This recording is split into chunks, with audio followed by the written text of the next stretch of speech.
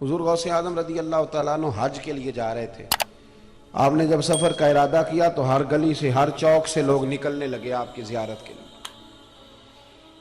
گھوڑوں پہ سفر ہوتا تھا, اونٹوں پہ سفر ہوتا تھا, تو کچھ جگہوں پہ پڑاؤ بھی کرنا پڑتا تھا کیونکہ اللہ نے انہیں بڑی ہی شان عطا فرمائی تھی.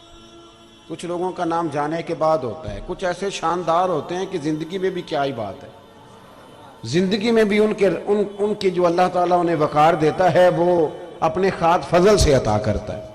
حضور غوث اعظم کی حیات میں بھی لاکھوں اور ہزاروں لوگ چوکوں میں کھڑے ہوتے تھے صرف زیارت کرنے کی غرض. یہ اللہ نے انہیں شان عطا فرمائی. آپ نے جب رخت سفر باندھا تو ظاہر ہے کئی جگہوں پہ پڑاؤ بھی ہونا تھا, ٹھہرنا بھی تھا. ایک گاؤں تھا, اس میں دائیں بائیں کے سارے گاؤں, وہ گاؤں سب لوگ آپ کے مرید تھے. تو غوث اعظم رضی اللہ تعالیٰ عنہ کے سارے مریدوں نے اپنی اپنی حویلیاں سجا دی کہ حضور غوث اعظم رضی اللہ تعالیٰ آئیں گے, ساتھ بڑا لشکر ہوگا, لنگر پکے گا, یہاں رہیں گے. ایک اس گاؤں میں غریب مرید بھی رہتا تھا. کون سا مرید جی؟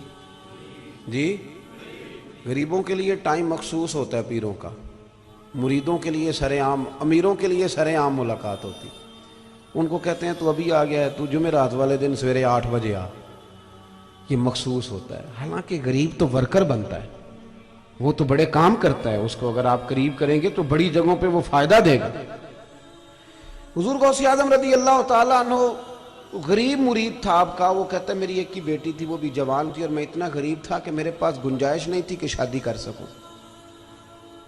تو میرا گھر بھی چھوٹا تھا, میرا ارادہ ہی نہیں تھا دعوت دینے کا, چونکہ میں حضرت صاحب کو رکھ ہی نہیں سکتا, ان کے ساتھ ڈھیر سارے لوگ ہوں گے. کہتے ہیں میں خاموش تھا کہ جب کسی حویلی میں ٹھہر جائیں گے نا تو زیارت کرنے جاؤں گا.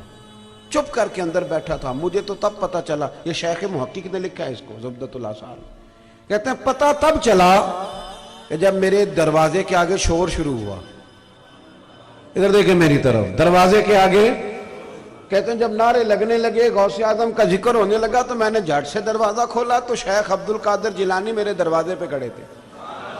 فرمانے لگے بیلیجا دروازہ کھول, تیرے ہی گھر رہنا ہے, تیرے ہی گھر رکنا ہے. فرماتے ہیں حضور غوث اعظم میرے گھر تشریف لائے تو میں تو چائے بھی نہیں پلا سکتا تھا, لیکن حضور نے خود ہی بندوبست فرمایا, دیگیں بھی پکنے لگ گئی, خود ہی سارا بار کناتیں بھی سمجھنے لگ گئیں, تیاری ہو گئی, لوگ آنے لگے, لنگر پکنے لگے. بس ان کی وجہ سے میرا بھی کام بن گیا. مجھے کوئی نہیں جانتا تھا پر میرا بھی ذکر چل نکلا. کہتے ہیں کہ بڑے بڑے مرید آئے نذرانے لے کے, کوئی چاول لا رہا ہے, کوئی کپڑے لا رہا ہے, کوئی نگد پیش کر رہا ہے. جو لاتا گیا نا غوث اعظم رکھتے گئے, جو لاتا گیا غوث اعظم رکھتے گئے. کہتے ہیں رات میرے گھر میں رہے, فجر کے بعد اگلا سفر کرنا تھا, کھانا بھی خود پکوایا, کھلایا بھی خود, میری شان مفت میں بن گئی. اور کہتے ہیں جاتی دفعہ نا میرے گلے سے ملے تو فرمانے لگے بچی کی شادی کرنی تھی.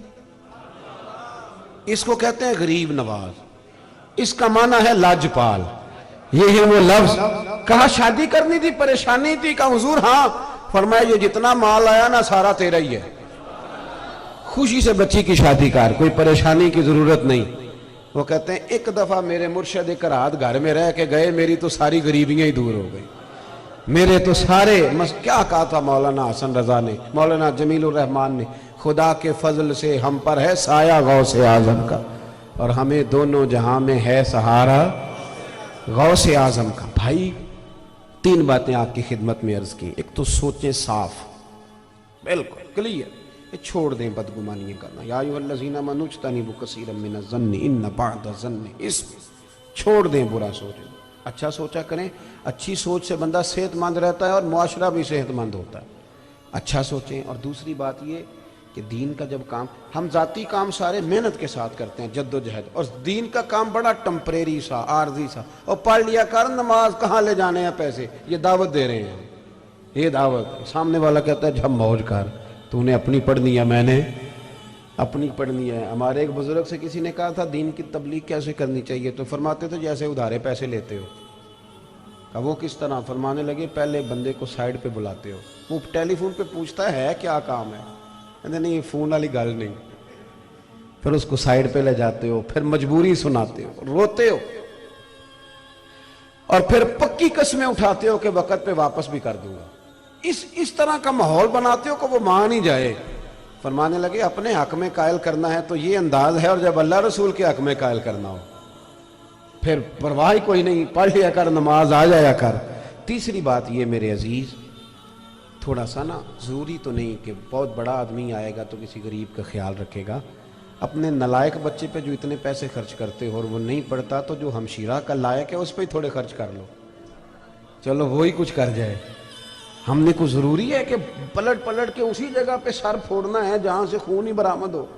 کوشش کریں تھوڑا تھوڑا غریبوں کا خیال رکھیں، اور اس کے لیے فیس بک پہ پوسٹر دینے کی ضرورت نہیں، آٹا بانٹ کے تو اس کی تصویریں نہ چڑھائیں، کچھ کام چپکے سے بھی کریں۔